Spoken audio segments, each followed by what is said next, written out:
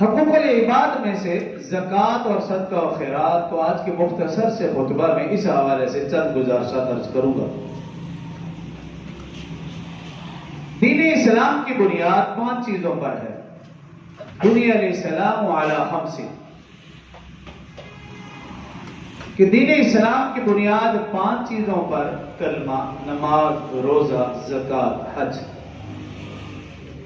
اور رسول اللہ صلی اللہ علیہ وسلم نے دین اسلام کو ایک عمارت کے ساتھ تشبیہ دی کہ جیسے ایک عمارت ہو، اس کی بنیاد، اس کی دیواریں اور اس کی چھت مل کر مکمل کمرہ بنتا ہے، مکمل عمارت کہلاتی ہے۔ فرمایا دین اسلام ایک عمارت ہے،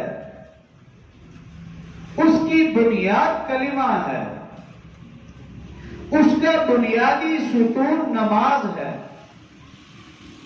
روزہ اور زکوٰۃ اس کی دیواریں ہیں، حج اس کی چھت ہے۔ اگر کسی عمارت کا کمرے کا دروازہ نہ ہو یا خدا نخواستہ اس کی بنیاد مضبوط نہ ہو یا دیوار نہ ہو یا چھت نہ ہو، اس عمارت کو کوئی مکمل عمارت نہیں کہتا۔